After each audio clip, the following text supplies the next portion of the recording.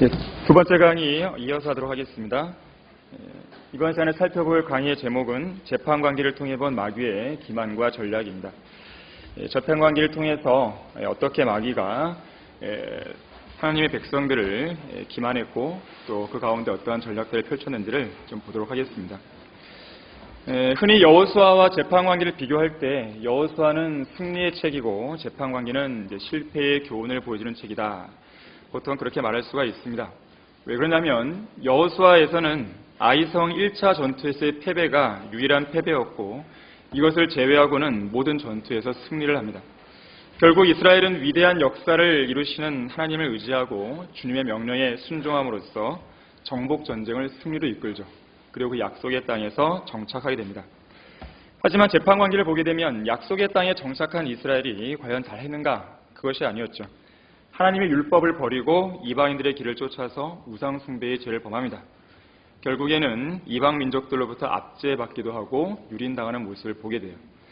물론 이스라엘이 이제 회개를 하게 되면 하나님께서는 용서하시고 또 재판관들을 세우셔서 그들을 구해내시죠.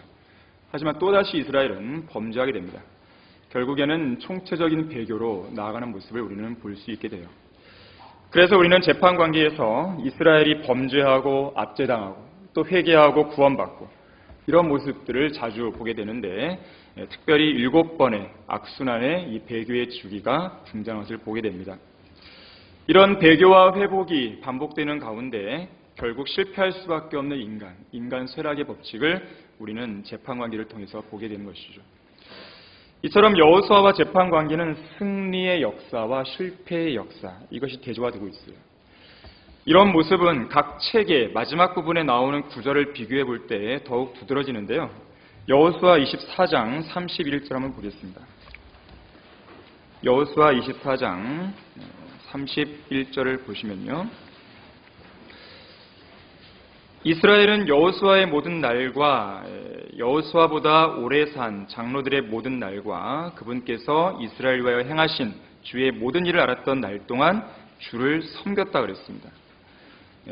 말하자면 승리의 중심에 여호수아가 있었어요. 주님의 명령을 신실하게 수행했던 여호수아가 있었기에 승리할 수 있었던 것입니다. 그런데 여호수아는 군대대장이신 예수님을 예표하죠. 그래서 영적 전쟁의 승패라고 하는 것은 주님께서 우리와 함께 하시는가 함께하지 않으시는가 여기에 달려있는 것입니다. 이것이 영적 전쟁의 향방을 결정하는 아주 주된 요소이고 또 그리스도인으로서 가져야 할 핵심 전략이에요. 왜냐하면 적들의 수가 많든지 적든지 전세가 유리하든지 불리하든지 어떤 전쟁 상황에 직면하든지 예수님께서 모든 전쟁을 주관하시고 또 예수님만이 우리의 모든 것이 되시기 때문입니다. 반면에 재판관계 21장 25절로 한번 가보겠습니다. 여기서는 우리가 왜 재판관계는 실패의 책인가 이것을 볼 수 있는데 재판관계 21장 25절로 한번 가보시면 이렇게 기록되어 있습니다. 그 당시에 이스라엘의 왕이 없었으니 사람마다 자기 눈에 옳은 대로 행하였더라 그랬어요. 자, 여기서 볼 수 있듯이 실패의 가장 큰 원인은 왕이 없었다는 데 있죠. 물론 이스라엘에는 진정한 왕이신 하나님이 계셨습니다. 또 왕이신 하나님께서 주신 율법이 있었죠. 왕의 말씀이 있는 것이에요. 왕의 말이 있는 곳에는 권위가 있기 때문에 이들에게는 무언가를 말하고 실행하는 데 있어서 절대적 기준이 되는 최종 권위가 있었던 것이에요. 하지만 문제는 뭐였습니까? 이 왕의 말씀, 곧 최종 권위를 백성들에게 가르쳐주고 이것을 강력하게 실행해 나갈 수 있는 인간 왕. 다시 말해서 여수론의 왕으로 불렸던 모세라든지 그의 버금가는 권위를 지녔던 여호수아라든지 그러한 사람들처럼 율법의 말씀을 확고하게 실행해 나갈 수 있는 신실한 지도자, 신실한 왕이 없었던 것이에요. 결국 백성들은 자기 자신의 생각들이 최종 권위가 되어버려요. 그리고 자기들 눈에 옳은 대로 행하게 되고 이것이 결국 배교와 실패의 역사로 이어지게 됩니다. 이처럼 재판관계는 실패의 책이에요. 자, 그런데 실패라고 하는 것은 실패 자체로 끝나지 않고 거기에서 교훈을 얻을 때 큰 의미를 지닐 수 있습니다. 때로는 승리나 성공보다는 패배나 실패로부터 배우는 교훈이 더 크고 값질 때가 있어요. 특히 우리는 재판관계를 통해서 영적 전쟁에 관한 귀한 교훈을 배울 수 있는데요. 이 영적 전쟁은 마귀를 대적하여 싸우는 전쟁이죠. 그래서 우리는 재판관계에 나타난 이스라엘의 실패의 원인들을 공부하다 보게 되면 그 실패의 이면에 도사리고 있는 마귀의 치밀한 공격을 우리는 알게 됩니다. 마귀가 성도들을 공격할 때 아무런 계략도 없이 무작정 덤벼들 것이다. 그렇게 생각하는 것은 큰 오산이에요. 사탄은 잘 조직된 자신만의 왕국을 가지고 있습니다. 세력이 뛰어나고 종교적이고 지적이고 합리적이고 또 과학적인 설득력을 갖춘 존재예요. 그래서 성도들을 공격할 때면 치밀한 계략을 가지고 접근해 옵니다. 마귀는 다니엘보다 더 현명하기 때문에 거기도 나와 있지만 바알포올 사건 때는요, 발라함의 계략을 통해서 이스라엘이 모압의 딸들과 음행하게 만들어요. 또 압살롬과 음모한 아히도펠의 계략을 이용해서 다윗 왕을 죽이려고도 합니다. 또 북왕국 이스라엘을 계속해서 괴롭혔던 그 느밧의 아들 여로보암의 죄, 곧 금송아지 숭배에서 빠져나오지 못하도록 바로 여로보암의 계략을 사용해요. 또 에스더 시대에는 이스라엘을 진멸시키기 위해서 하만의 계략이 활용하죠. 신약으로 오게 되면 바울의 사역을 방해하기 위해서 유대인들의 계략을 끊임없이 이용합니다. 그래서 바울은 고린도후서 2장 11절에서 뭐라 그러냐면 사탄이 우리에게서 유익을 취하지 못하게 하는 것이니 이는 우리가 그의 계략을 모르지 아님이라 그랬어요. 그래서 우리는 사탄의 계략을 알아야 되는 것이죠. 미국의 제3대 대통령 토마스 제퍼슨은 이렇게 얘기했습니다. 끊임없는 경계는 자유를 위해서 우리가 지불해야 할 대가다 그랬어요. 그러니까 끊임없이 긴장과 경계를 늦추지 않고 대비해야만 승리와 자유와 평화를 얻을 수 있다는 뜻이죠. 그만큼 마귀의 계략을 알고 대비하면 승리와 자유를 얻을 수 있지만 그것에 무지하면 무방비 상태로 공격을 받고 마귀에게 정복당하는 것이에요. 마귀는 항상 승리 뒤에 찾아오는 방심을 노린다는 것을 잊지 말아야 됩니다. 여호수아의 승리 뒤에 재판관들의 실패가 뒤따랐죠. 그래서 우리는 실패의 교훈을 주는 재판관계를 통해서 마귀의 기망과 전략이 무엇이고 또 그 계략에 대해 승리하려면 어떻게 하는지, 특히나 반복되는 죄의 악순환의 고리를 끊어내려면 어떻게 하는지 우리는 배울 수 있어야 됩니다. 자, 재판관계에서 볼 수 있는 마귀의 첫 번째 기망과 전략은 두려움과 공포예요. 마귀는 심리전에 능숙합니다. 인간의 마음이 언제 가장 잘 약해지는지 잘 알고 있기 때문에 이를 이용해서 보이지 않는 공포와 싸우게 만들어요. 또 그로 인해 벌어지는 온갖 망상, 뜬소문, 염려, 불안감에 시달리게 합니다. 옛 속담에는요, 전쟁의 승패가 겁에 질린 병사들의 수에 의해 판가름 난다는 말이 있습니다. 오늘날 이슬람 과격분자들이 테러를 통해 노리는 효과가 바로 이것이에요. 이 테러라고 하는 것은 상대방의 저항 의지를 마비시키고 전략적이고 이성적으로 대응하는 능력을 파괴시키는 최상의 방법입니다. 그런데 이 테러의 목적은 전장에서의 승리보다는 상대 진영에 극도의 혼란을 유발시킵니다. 그래서 상대로 하여금 과민 반응을 일으키도록 유도하는 데 있어요. 자, 그렇다면 재판관계는 어떻게 그것이 나타나는지 보면 돼요. 재판관계 1장 19절을 한번 보겠습니다. 재판관계 1장 19절을 보시면 주께서 유다와 함께 계셨으므로 그가 산지의 거민을 몰아내었더라. 그러나 골짜기의 거민들은 몰아내지 못하였으니 이는 그들이 철병거를 가졌습니다라 그랬습니다. 산지에서의 전쟁은 승리했는데 골짜기의 전쟁은 실패했어요. 그 이유에 대해 철병거 때문이라고 했습니다. 이 당시 철병거는 전쟁에서 두려움과 공포의 대상이었습니다. 그러니까 이스라엘에게 두려움을 주기 위한 마귀가 내세운 전략적 무기였던 것이에요. 이 철병거라고 하는 것은 철로 만든 마차에 철로 만든 바퀴를 단 병거입니다. 그렇게 만든 것이 아니라 이 병거 바퀴를 보게 되면 옆으로 길게 뻗어나온 1m 길이의 철로 된 칼날이 달려있어요. 그래서 이 철병거가 군인들이 모여있는 그곳으로 돌진하게 되면 그 칼날로 인해서 많은 사상자를 낼 수가 있는 아주 강력한 무기가 되는 것입니다. 오늘날로 보자면 철병거 부대라고 한다면 이 전차를 주축으로 하는 기갑부대 정도 그렇게 보시면 되겠죠. 자, 이스라엘에게는 항상 철병거가 커다란 문제거리였어요. 여호수아 17장 16절에서도요. 에프라임 지파와 므낫세 지파가 나오는데 거기서도 철병거 때문에 이 카나안인들을 몰아내지 못했다고 말합니다. 하지만 이것은 진짜 문제라기보다는 패잔병들이 자신의 믿음 없음을 가리기 위해서 늘 사용하는 변명거리에 불과하다는 것을 기억해야 됩니다. 어느 시대의 누구에게든지 패자들에게는 항상 변명거리가 있어 왔어요. 카데스 바네아 사건 때는 거인들이 문제였죠. 사울 왕 때에는 골리앗이 문제였죠. 재판관들의 시대에는 철병거가 문제였어요. 오늘날에는 고난과 박해, 세상 염려, 재물의 속임수, 여러 가지 현실적인 욕심들이 문제예요. 자, 이런 것들 때문에 하나님의 말씀에 온전히 순종하지 못했고 영적 전쟁에서도 패배할 수밖에 없었다. 그런 변명을 늘어놓는 것이에요. 하지만 그것은 자신에게 하나님을 신뢰하는 믿음이 없다는 것을 보여줄 뿐입니다. 왜냐하면 그 동일한 문제들을 믿음으로 극복한 사람들이 있었기 때문에 그래요. 카데스 바네아 사건 때는 여호수아와 칼렙이 있었죠. 거인들은 우리의 밥이다라고 했어요. 사울 왕 때는 다윗이 있었죠. 전쟁은 주님의 것이므로 골리앗을 우리 손에 넘겨줄 것이다. 재판관들의 시대에는 드보라와 바락이 있었습니다. 바로 재판관기 4장에서 이 시스라의 철병거 부대를 진멸시켜요. 자, 영적 전쟁에서 패배자는 앞에 놓인 문제들을 변명거리로 활용합니다. 하지만 진정한 승리자는 그것을 믿음으로 극복해내는 것이에요. 마귀가 우리 마음속에 심어놓은 두려움과 공포에 굴복하고 있다는 것은 지금 내가 하나님을 온전히 신뢰하지 못하고 있다는 증거예요. 그러나 전쟁의 승패는 사람들의 수나 어떤 강력한 무기에 달려있지 않다는 것을 기억해야 됩니다. 아브라함은 318명의 가병들을 이끌고 함무라비 대왕의 연합군과 싸워서 이겼죠. 기드온은 300명의 정예군을 이끌고 450배에 달하는 미디안의 13만 5천 명의 군대와 싸워 이겼습니다. 남왕국 유다의 아사왕은 2배 가까운 병력에 에디오피아의 세라가 이끄는 100만 대군과 맞서서 싸워 승리했습니다. 자, 하나님께서는 사람들의 숫자로 전쟁하시는 분이 아니세요. 왜냐하면 모든 전쟁은 하나님께 속해 있기 때문에 그래요. 또 주님은 전쟁에 능력이 있으신 분이기 때문에 그렇습니다.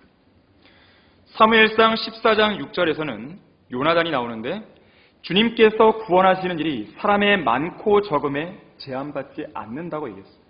바로 이 믿음을 가지고 필리스티아들과의 전쟁에서 대승을 거둡니다. 사람의 숫자뿐만 아니라 적들이 내세우는 어떤 강력한 무기도 문제가 되지 않아요. 전쟁은 강력한 무기를 보유하고 있다고 해서 이길 수 있는 게 아니에요. 우리가 믿고 있는 하나님이 어떠한 분인지를 알고 있다면 철병거든, 전차든, 장갑차든, 잠수함이든, 이지스함이든, 전투기든, 미사일이든, 핵무기든 그 어떤 강력한 무기도 두려워할 이유가 없습니다. 이사야 40장 15절과 17절, 18절 이렇게 말씀해요. 보라, 민족들은 통 속에 한 방울 물 같고 또 저울의 작은 티끌같이 여겨지느니라. 보라, 그는 섬들을 아주 작은 것으로 여긴도다. 그분 앞에 모든 민족들은 아무것도 아닌 것 같고 그 민족들이 그에게는 아무것도 아닌 것, 곧 헛것보다 못하게 여겨지니라. 그런즉 너희가 하나님을 누구에게 비길 수 있으며 또 어떤 모습을 그분께 비교하겠느냐 그랬어요. 바로 이분이 하나님이신 것이죠. 자, 그런데 우리의 인생에는 철병거와 같이 강력한 무기로 중무장한 대적들이 나타나기 마련이에요. 흔히들 이런 순간이 오게 되면 대부분의 경우 어떻게 할지 몰라서 초조해하죠. 또 두려워하고 낙심하고 자포자기하는 경우가 많습니다. 또는 자기 힘으로 문제를 해결하려다가 오히려 일을 그르치는 경우도 있어요. 하지만 우리는 어떤 강력한 무기를 갖춘 대적이라 할지라도 그 두려운 모습과 그로 인한 중압감을 극복하고 또 싸움을 승리로 이끌 수 있는 유일한 길은 하나님을 신뢰하는 믿음이라는 사실을 반드시 기억해야 됩니다. 믿음보다도 더 강력한 무기가 없어요. 믿음보다도 더 확실한 해결책이 없는 것이에요. 자, 마귀는 우리 마음속에 두려움을 통해서 믿음을 몰아내려 하지만 우리는 오히려 강력한 믿음을 가지고 그 두려움을 몰아낼 수 있어야 됩니다. 하나님께서 우리에게 주신 것은 두려워하는 영이 아니라 능력과 사랑과 건전한 생각의 영이라고 했어요. 시편 27편 3절에서는 군대가 나를 대적하여 진을 쳐도 내 마음은 두려워하지 않고 전쟁이 나를 대적해서 일어나도 나는 담대할 것이라고 얘기했습니다. 자, 우리는 그런 믿음이 있다는 사실을 하나님께 증명해 보임으로써 주님을 기쁘시게 해드려야 됩니다. 이에 대해서 럭한 목사님은 이렇게 말씀하셨어요. 우리가 이러한 시험에 처하는 것이 하나님 앞에 우리 자신을 증명해 보일 수 있는 절호의 찬스다 그랬어요. 우리는 싸우기 힘든 어떤 적들 앞에 직면했을 때 그 문제를 들고 하나님께로 달려가기 전에 우리 자신의 능력이나 주변의 도움을 청할 수 있는 사람들을 돌아봐서는 안 됩니다. 사람을 바라보지 말라는 것이죠. 자, 거기 재판관기 4장 6절 한번 보시겠습니다. 바락에 대한 내용이 나오는데 당시에도 역시나 이 철병거가 문제였는데요. 재판관기 4장 6절을 보시면 그녀가 보내어 드보라죠. 케데스 납탈리에서 아비노함의 아들 바락을 불러 그에게 말하기를 이스라엘의 주 하나님께서 이같이 명하지 않으셨느냐? 말씀하시기를 너는 납탈리 자손과 스불룬 자손 1만 명을 데리고 타볼산을 향하여 가라. 그리하면 내가 야빈의 군대대장 시스라와 그의 병거들과 무리를 키손강으로 내게 이끌어내어 그를 내 손에 넘기라 하셨느니라 하니 그랬습니다. 이 시스라와의 전쟁을 주관하시는 하나님의 명령이 아주 간결하고 구체적으로 하달되고 있죠. 누가 가야 할지 바로 바락이 가야 되는 것이죠. 누구와 함께 갈지 납탈리 자손과 스불론 자손을 데리고 가죠. 전쟁을 위해서 출정해야 할 군사가 몇 명이면 되는지 1만 명이 필요하다 그랬죠. 어디로 가야 할지 목적지가 타볼산입니다. 타볼산은 군사들의 집결지였어요. 어디에서 적들과 싸울지 시스라와 싸울 격전지를 말하는 것인데 하나님께서는 그 적들을 키손강으로 이끌어낼 거라고 말씀하세요. 마지막으로 가장 중요한 내용이 나오죠. 전쟁의 결과가 무엇인지 바로 하나님께서 시스라와 중무장한 그의 900대의 철병거를 바락의 손에 넘기겠다는 것이었어요. 이보다 더 분명하고 확실한 상관의 명령도 없는 것입니다. 최고 사령관이신 하나님의 명령에 대해 바락은 믿음으로 나가기만 하면 돼요. 그러나 바로 이어지는 8절을 보시면 두려움 때문에 명령에 불순종하는 믿음이 나약한 바락의 모습을 봅니다. 바락이 그녀에게 말하기를 당신이 나와 함께 가면 내가 가리이다. 그러나 당신이 나와 함께 가지 않으면 나는 가지 않겠노라 그랬어요. 드보라가 함께 출전을 해야만 전쟁에 나가겠다는 것이. 함께 안 가면 그냥 집에 있겠다는 거죠. 자, 이것은 이스라엘 위에 싸우시는 위대하신 하나님을 온전히 신뢰하지 않는 모습이에요. 자신과 똑같이 하나님의 명령을 수행하고 있는 한 연약한 여인을 신뢰하는 모습입니다. 결과적으로는 드보라가 함께 출전합니다. 그리고 전장에서 900대의 병가를 완전히 패주시켜요. 그리고 위대한 전공을 바락은 세우게 됩니다. 하지만 문제는 그 승리의 영예가 바락에게 돌아가지 않아요. 장막못으로 관자놀이를 쳐서 적장 시스라를 죽인 이 야엘이라고 하는 평범한 한 여인에게 승리의 영광이 돌아가게 됩니다. 자, 하나님의 말씀을 또 명령을 시행하는 데 있어서 어떤 조건이나 토를 달 이유가 없어요. 그대로 믿고 그대로 실행하면 되는 것이에요. 이게 바로 진정한 믿음이에요. 진정한 믿음이 있다면 진정한 승리와 진정한 영예도 뒤따라오게 됩니다. 하지만 바락은 이것을 놓치고 말았어요. 결코 전능하시고 풍성하신 하나님의 능력을 초라하게 만들어서는 안 됩니다. 그분의 무한하신 능력 앞에서 자신의 두려움을 내려놓고 엎드려서 도움을 구해야 돼요. 그래서 시편 43편 5절에서는 오 내 혼아 어찌하여 낙담하느냐 어찌하여 내가 내 안에서 불안해하느냐 너는 하나님을 바라라고 말씀하고 있는 것입니다. 자, 마귀는 두려움과 공포로 이렇게 어느 정도 소기의 목적을 달성하고 나면 우리 안에 잠입해서 후방교란, 그러니까 내부에서 아무도 모르게 파괴 공작을 벌여나갑니다. 마치 흰개미와 똑같아요. 이 흰개미는 목조로 된 집에 아주 깊숙한 곳에서부터 아주 은밀하게 또 아주 끈기 있게 목조를 먹어치웁니다. 그리고 나중에는 배들보와 버팀목에 커다란 구멍을 뚫어내요. 마치 그와 같은 것이죠. 물론 이런 흰개미의 그런 세세한 활동이 눈에 잘 안 띄어요. 하지만 나중에 최종 결과물은 확연하게 드러납니다. 결국 집이 무너지는 것이죠. 자, 마귀도 이런 식으로 후방교란을 일으킵니다. 후방교란을 일으키는 가운데 나중에는 적이 누구인지 분간하지 못하게 만들어요. 결국 그에 대해서 대응할 수도 없게 만들어버린 것입니다. 어떤 조직이라도 내부에서부터 썩어 들어가면 오래 버티기가 힘들게 됩니다. 자, 첫 번째 보았던 이 두려움은 이스라엘로 하여금 하나님을 온전히 신뢰하지 못하게 함으로써 주님의 명령에 불순종하게 만들었어요. 다시 말해서 하나님의 명령대로 이방 민족들을 완전히 몰아내지 않았던 것입니다. 두려웠기 때문에 그래요. 이 불완전한 순종의 결과가 무엇인가? 재판관기 2장 3절에서는 뭐라 그러냐면 내가 그들을 너희 앞에서 몰아내지 아니하리니 그들이 너희 옆구리에 가시처럼 될 것이요 그들의 신들이 너희에게 올무가 된다 그랬어요. 자, 가시가 되고 올무가 되는 것이죠. 우리가 세상의 친구가 되는 순간 세상은 우리 옆구리에 가시가 되어서 평생 동안 우리를 상하게 하고 괴롭힐 것이에요. 하나님께서 그 가시를 뽑아주지 않는 한 그 가시는 계속해서 우리를 괴롭힙니다. 또한 우리가 성별의 위치를 회복하지 않는 한 하나님께서도 그 가시를 절대로 뽑아주지 않으실 것이에요. 자, 올무는 뭡니까? 새나 짐승을 잡기 위해 만든 덫과 올감이죠. 세상과 성별하지 못한 성도는 어리석은 짐승처럼 사탄의 올무에 걸려들게 되어 있습니다. 잠언 29장 6절에서는 악한 사람의 죄가에는 덫이 있다고 그랬어요. 또 디모데후서 2장 26절에서는 성별하지 못한 성도가 마귀의 뜻대로 마귀의 올무에 사로잡혀 있다고 말합니다. 이런 가시와 올무는요, 주로 우리가 죄와 맞서서 싸우지 않을 때 생기는 결과물이에요. 샘 존스 목사님은 이렇게 얘기했어요.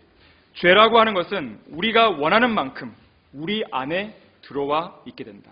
우리가 원하는 만큼 우리 안에 들어온다는 거죠. 우리가 허락하지 않는 한 죄는 우리 안으로 들어올 수가 없어요. 너무도 죄를 사랑하기 때문에 죄가 그 사람으로 밀려 들어오는 것이지, 죄에 대해 증오하는 성도라면 그 죄가 안으로 들어오지 못하도록 마음문을 걸어 잠그고 맞서서 싸울 것이에요. 그러나 죄에게 틈을 내어주는 순간 죄는 우리 안으로 밀려 들어와서 우리를 괴롭히는 가시와 올무가 돼요.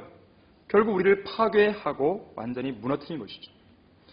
미끼를 무는 순간 낚싯대는 곧바로 들려 올려집니다. 낚싯대가 들려지면 매운탕거리가 되든지 횟감이 되든지 어떤 형태로든지 비참한 결말로 이어지는 것이에요. 자, 결국 이스라엘은 하나님의 음성에 복종하지 않은 채 가나안 거민들과 동맹을 맺고 그들의 제단을 헐지도 않고 우상 숭배로 나아가게 돼요. 이처럼 불완전한 순종은 완전한 배교로 나가는 첫걸음인 것이에요. 총체적인 배교를 낳게 되는 것입니다.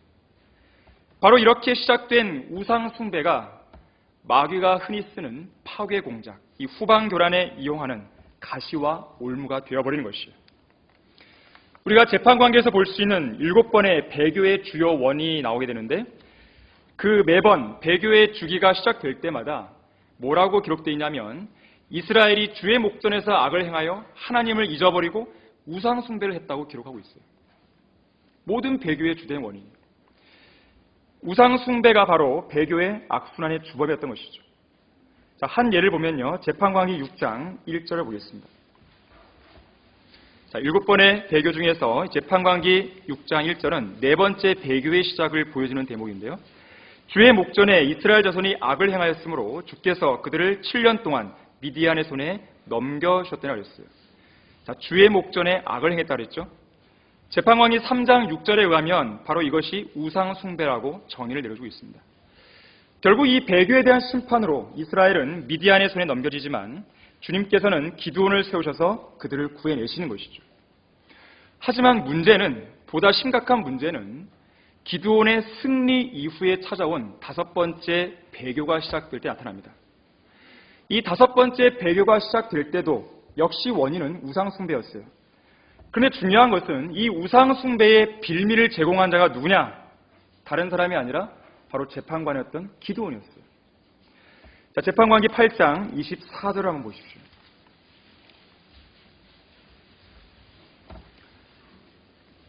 이 기드온은 하나님의 도우심으로 미디안과의 전쟁에서 대승을 거뒀지만 여기 24절을 보게 되면 어리석은 제안 한 가지를 하게 됩니다.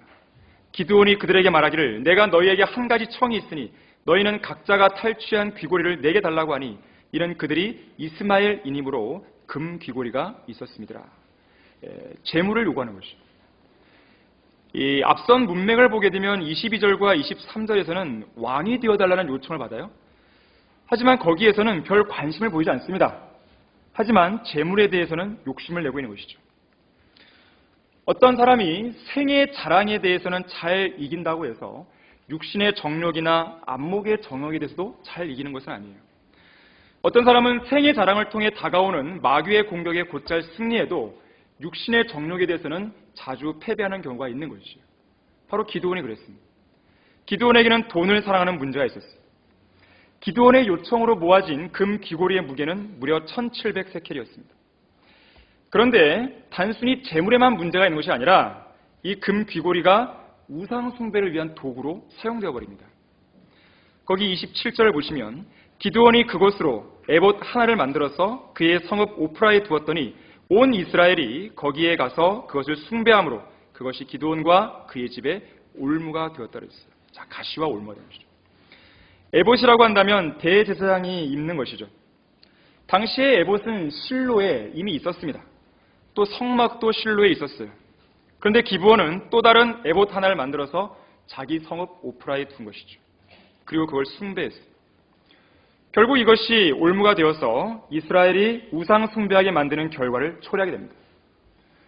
33절에 의하면 5번째 배교의 주기가 시작되는 원인을 제공하게 된 것이죠. 자, 마귀의 후방 교란 전략이에요. 파괴 공작이 성공한 것이에요. 자, 기드온에게 주적 개념의 혼란이 일어났습니다. 미디안인들에 대해서는 적으로 간주했어요. 하지만 우상들에 대해서는 적으로 생각하지 않은 것입니다. 결국 우상을 통한 마귀의 공격에 대해서는 올바로 대응할 수가 없었던 것이에요. 자, 중요한 것은 이런 모습이 다른 사람도 아니고 분별력을 가지고 백성들을 올바르게 인도해야 할 지도자에게서 시작되었다는 것이죠. 매우 심각한 문제입니다.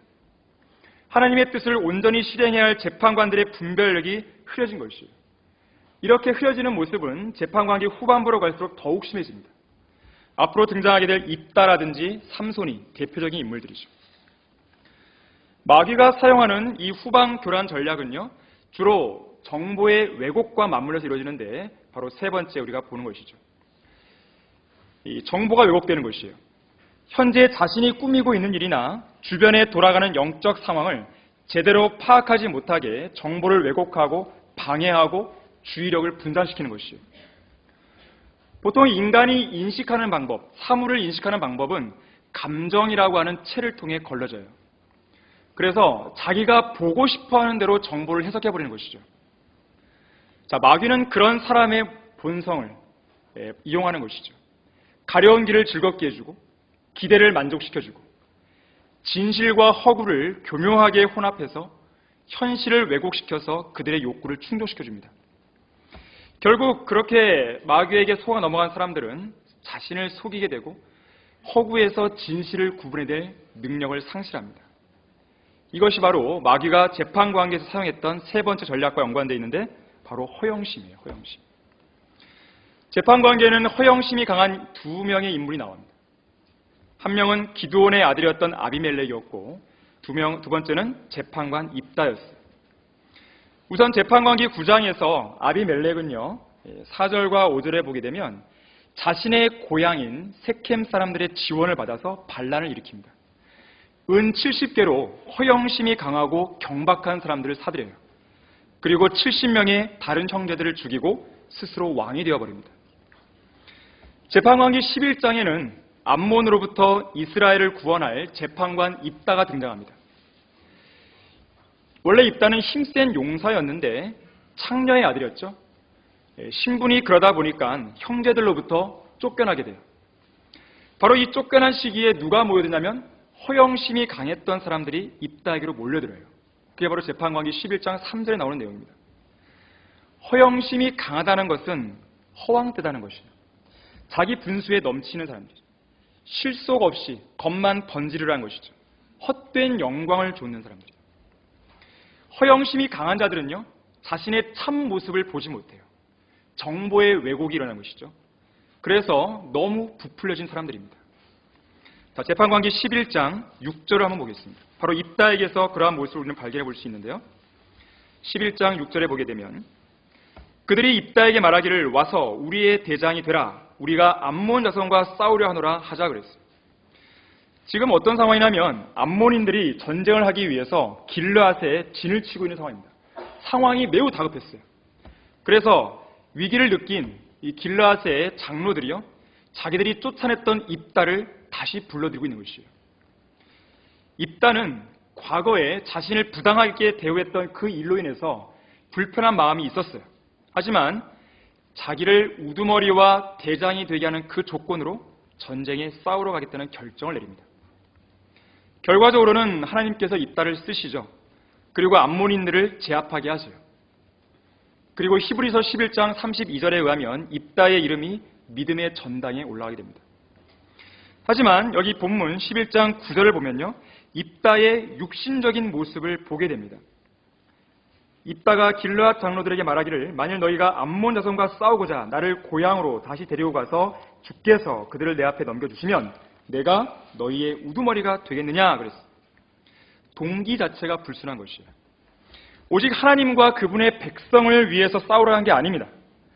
동기 자체가 순전히 이스라엘 백성들을 원수의 손에서 구해야겠다, 그것이 아니었어요. 한 가지 조건이에요. 우두머리가 되는 거죠. 이것이 바로 허영심이 강한 사람들에서 볼 수 있는 특징입니다. 높아지길 좋아하는 것이죠. 우두머리가 되길 좋아합니다. 어느 시대의 어떤 조직이든지 으뜸이 되길 좋아하는 사람들이 있어요. 요한 3서 1장 9절에서는 디오트레페 같은 사람들이 나옵니다. 이런 자들을 우리는 경계해야 됩니다. 사도행전 20장에 보게 되면 바울은 밀레토에서 에베소의 목사들을 모아놓고 고별 설교를 하게 돼요. 그때 뭐라 그러냐면, 자기 자신이 떠나고 나면, 내가 떠나고 나면 교회 안에서 어떤 사람들이 일어날 것이다. 그리고 그들이 왜곡된 것을 말하고 제자들을 끌어내어 자기들을 쫓게 할 것이라고 사도행전 20장 30절에서 분명히 경고합니다.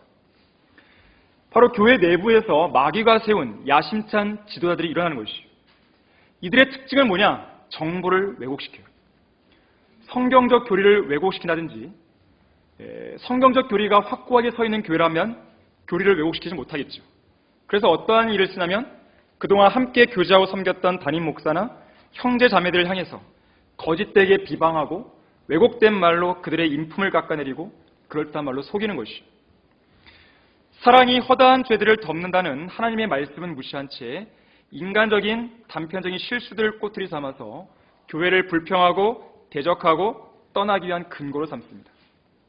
더 나아가서는요, 오히려 자기 자신들이 사랑을 받지 못했고 버림을 받았다고까지 말하는 것이죠.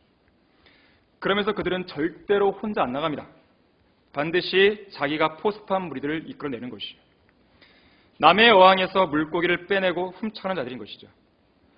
무엇보다도 자기에게 동조한 무리들로 하여금 하나님의 말씀을 따르게 하는 것이 아니라 자기 자신을 쫓도록 하는 것이에요. 물론 이들에게도 대의 명분이 있어요. 우리도 성별한다. 성경적 성별에는 명분을 내세웁니다. 하지만 이것은 육신적인 권력과 권위를 맛본 사람들의 가식적인 명분에 불과해요.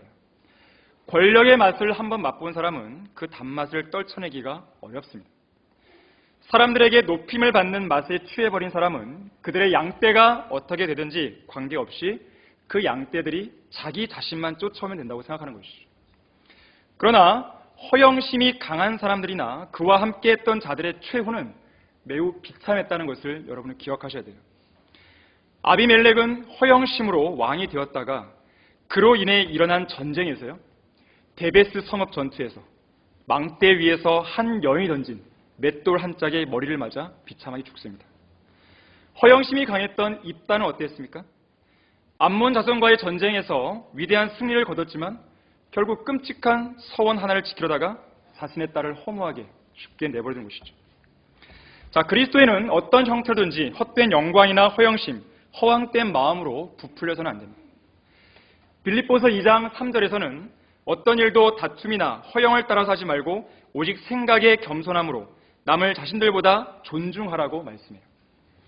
하나님의 손 아래서 겸손할 때 마귀가 부풀리는 허영심에 속지 않을 수가 있는 것입니다. 마귀는 우리를 공격하기 위해 항상 우리 방어선에 허점이 있는가 없는가를 보고 노리고 있어요. 방어선에 허점이 보이거나 앞서 우리가 보았던 파괴 공작이 성공하게 되면 사방에서 무자비한 압박을 가하고 외부와의 통로를 완전히 차단시켜버립니다. 그때 우리의 저항 의지가 약화될 조짐을 보이면 포위망을 더 강하게 좁혀와서 우리의 의지를 완전히 뭉개버리는 것이죠. 의지가 뭉개져 버리면 포위와 압박에서 헤어날 희망이 완전히 사라지게 됩니다. 그 안에 갇혀있는 게 싫어서 빠져나가려고 필사적으로 몸부림쳐 보지만 오히려 그러한 노력이 자신을 더 압박하는 것을 경험하게 돼요. 재판관기 13단으로 가게 되면 삼손이 등장합니다. 삼손의 가장 큰 문제는 뭐였는가? 그의 눈에서 시작된 죄의 욕망을 억제하지 못했다는 데 있어요. 삼손은 사자를 새끼 염소 찢듯이 찢어 죽이고 성문의 문짝들을 들고 갈 만큼 강한 힘이 있었지만 그 힘으로 자신의 육신의 정욕 하나 조절하거나 통제하지 못했던 사람입니다. 바다의 성난 파도처럼 내뿜는 죄의 욕망이 결국은 삼손을 죄의 늪으로 육신의 일들 속으로 깊숙이 빠져들게 했던 것이죠. 사실 그곳은 삼손이 있어야 할 자리가 아니었어요. 삼손은 나실인이었고 재판관이었기 때문에 더더군다나 거기에 머물러 있어는 안 되는 것입니다. 하지만 자기의 본연의 자리를 벗어나 바로 죄의 욕망에 사로잡혀 산 것이죠. 그의 음행에 중독되었던 것입니다. 삼손은 헤어나올 수 있는 출구를 좀처럼 찾지 못했어요. 마귀의 강력한 포위망에 갇혀버린 것입니다. 자기가 쳐놓은 거미줄에 걸린 먹잇감을 풀어주는 거미는 없죠. 오히려 도망 못 가도록 더 꽁꽁 동여맵니다. 한번 목덜미를 문 임팔라를 그게 살겠다고 발버둥 춘다고 해서 순순히 놓아주는 사자는 없어요. 숨통을 끌어내기 위해 더 강하게 물죠. 어떤 특정한 죄에 한번 발을 들어놓은 그리스도인을 울부짖는 사자는 순순히 내어놓지 않습니다. 세상은 자신의 미끼를 문 그리스도인을 쉽게 풀어주지 않고 더 강력한 포위망으로 올가매요. 거기에는 어떤 동정심도 배려도 없어요. 우리가 걸려들 때까지 집요하게 미혹하고 한번 걸려들면 완전히 주저앉을 때까지 집요하게 끌어내리는 것이죠. 결코 죄는 우리를 포기하지 않습니다. 방법은 한 가지예요. 우리가 포기해야 돼요, 죄를. 물론 악한 현 세상에서 죄를 포기하는 것은 쉬운 일이 아닙니다. 그런데 죄를 포기하기가 쉽지 않다는 말은 다른 말로 하자면 우리의 육신이 강하기 때문에 포기하지 못하는 것이죠. 그럼 뭐예요? 그 육신을, 강한 정욕을 일으키는 육신을 죽은 것으로 여겨야 되는 것이죠. 그것이 해결책이에요.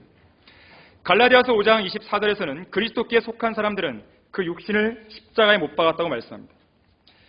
육신을 죽은 것으로 여겨야만 육신이 요구하는 그 죄를 과감하게 거절할 수가 있어요.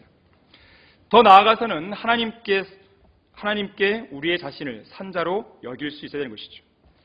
그래야 우리의 몸을 죄에게 내어주지 않고 하나님께 드릴 수 있는 것입니다. 죄는 결코 죽지 않았어요. 왕성하게 활동하고 있습니다. 죄가 포기할 거라는 생각은 아예 접어야 됩니다. 그러지는 결코 일하지 않아요. 결국 삼손은 도살장으로 끌려가는 소처럼 자신을 죽음으로 인도할 여인 데릴라의 무릎에 누워서 잠들게 됩니다.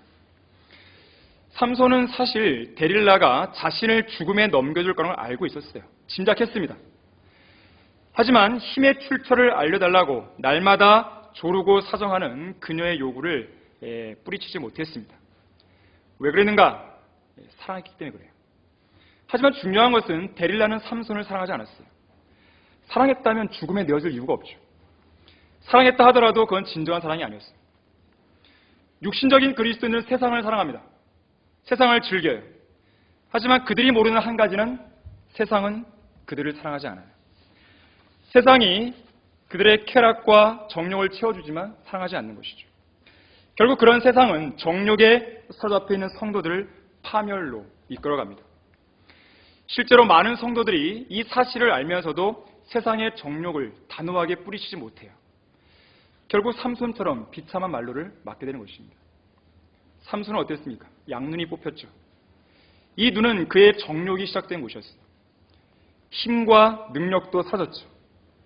하나님께서는 간증을 잃어버린 성도의 촛대를 그 자리에서 옮겨버리십니다. 삼손은 죽기 직전에 필리스티인들을 3,000명을 죽일 수 있는 기회를 얻긴 했지만 말 그대로 마지막 기회였어요. 자, 삼손은 하나님께서 주신 강력한 힘으로 주님을 위해서 그 누구보다도 위대한 일들을 할 수 있었어요. 하지만 그런 사실을 잘 알고 있었던 마귀가 가만히 있을 이유가 없죠. 그래서 결국 삼손은 사탄의 압박과 포위망에 갇힌 가련한 신사가 됩니다. 그만큼 죄의 중독성과 죄의 영향력이 강력한 것이죠. 심지어 죄를 짓게 되면 아주 치명적인 결과로 돌아오게 됩니다. 그럼에도 불구하고 많은 성도들이 죄를 미워하지 않는 것이죠. 포기하지 않는 것입니다. 죄로 둘러싸인 상황을 박차고 뛰어넘지 않는 것이죠. 죄로 인해서 인생을 완전히 망치고 난 뒤에나 후회하고 죄를 미워하는 모습을 보게 됩니다. 이유가 무엇입니까? 죄의 심각성을 알지만 죄의 중독성에서 빠져나오기가 힘든 것이죠. 죄의 위험성도 알고 있고 죄의 삭은 사망이라는 것도 알고 있지만 죄가 가져다주는 그 순간의 쾌락을 놓치고 싶지 않은 것이죠. 이 마지막 세대는 대부분 정욕에 사로잡힙니다. 베드로후서 2장 14절에서는 이렇게 말씀해요. 음욕이 가득 찬 눈을 가지며 죄로부터 단절될 수 없고 견고하지 못한 혼들을 유혹하며 그들은 마음이 탐욕으로 단련되었으니 저주받은 자식들이라고 했습니다. 정욕에 사로잡힌 이 마지막 세대에 있어서 가장 큰 원인은 TV, 영화, 스마트폰 같은 영상 매체예요. 몸에 비친 눈이라고 했어요. 다양한 영상 매체를 통해서 눈으로 들어오는 더러운 영상들이 온갖 정욕들을 일으키는 것이죠. 사탄은 이런 매체들을 통해서 육신의 일들과 연관된 영상들을 끊임없이 다양하게 사람들의 마음의 그 쾌락을 충족시켜주기 위해서 양산해내는 것이죠. 결국 현대의 그리스도인들은 정욕에 사로잡혀 살게 만드는 것입니다. 잠언 5장 22절에서는 악인은 자기 자신의 악들에 걸리며 자기 죄들의 줄들에 매일이라 그랬어요. 이런 영상 매체를 통한 사탄의 공격을 저지하는 방법은 한 가지뿐이에요. 몸에 비친 눈으로 침투에 들어와서 몸을 어둡게 만드는 모든 영상들을 파괴하든지 뽑아내든지 가능한 한 가까이 하지 않는 것이에요. 아주 단순한 방법입니다. 왜냐하면 그 더러운 영상을 눈으로 보지 않는 한 머릿속으로 생각 안 하겠죠. 생각하지 않으면 당연히 그 영상이 보여주는 대로 더러운 정욕을 실행하지 않게 되는 것이에요. 러크한 목사님께서 말씀하셨듯이 맹독을 품고 있는 뱀처럼 죄를 미워하고 피하라 그랬어요. 지금 당장 죄를 포기하고 성령의 능력으로 지금 당장 죄의 자리에서 일어나야 되는 것이에요. 자, 마지막 결론을 보겠습니다. 자, 결론을 대신해서 이 무장해제라는 부분이 나오는데요. 재판관계에서 볼 수 있는 마귀의 마지막 전략은 바로 무장해제입니다. 최종 권위의 부재예요. 사실 이것이 재판관계에 나타난 모든 문제들의 핵심입니다. 마귀는 바로 이 마지막 전략에 다른 모든 전략들을 집중시켜요. 성도에게 있어서 무장해제라고 하는 것은 성령의 칼이요 최종 권위인 하나님의 말씀을 손에서 내려놓는 것이에요. 서두에서도 언급했지만 재판관들 시대의 가장 큰 문제가 뭐였습니까? 사람마다 자기 눈에 옳은 대로 했다는 것이에요. 자, 이것은 절대적 진리나 절대적인 도덕적 기준 자체가 사라진 것이에요. 또는 그것이 있다 해도 쓸모없게 된 것이에요. 절대적 기준이 사라지면 어떤 개인 또는 다수의 의견이나 선호도가 모든 판단의 최종 권위가 됩니다. 자, 당시에 절대적 권위인 율법의 말씀이 없었던 게 아니에요. 분명히 있었지만 이를 무시한 채 자기 눈에 옳은 대로 했던 것입니다. 이미 모세는 이러한 사실을 예견하고 경고했었어요. 신명기 12장 8절에 보게 되면 우리가 오늘 여기에서 각자 자기 눈에 옳게 여기는 대로 행하는 그 모든 것들을 따라 너희가 거기서는 행하지 말지니라 그랬어요. 하지만 이스라엘은 이 경고를 무시합니다. 그리고 율법에 제시된 말씀에 따라 살지 않고 자기 눈에 옳은 대로 행하게 돼요. 그러다 보니까 한 여인을 바라봤던 바락이라든지 우상 숭배를 조장했던 기드온이라든지 잘못된 소원으로 딸을 제물로 바쳤던 입다라든지 나실인의 서운을 저버리고 평생 육신의 정욕만 추구했던 삼손이라든지 이런 재판관이 등장하는 것이죠. 심지어 여기 마지막 부분인 17장에서 21장에 보게 되면요. 미카의 종교가 등장해요. 경건의 모양, 우상 숭배, 거짓 제사장 이 세 가지로 점철된 미카의 종교가 등장합니다. 뿐만 아니에요. 이스라엘 사회에는 동성연애가 있었어요. 특히 베냐민 지파에 있었죠. 그래서 베냐민 지파에 속한 기브아에서 동성연애를 요구하는 벨리알의 자식들에게 한 레위인이 어쩔 수 없이 첩을 내어줘요. 결국 그 첩이 죽죠. 그 다음에 어떤 일이 벌어집니까? 여인의 시신을 토막냅니다.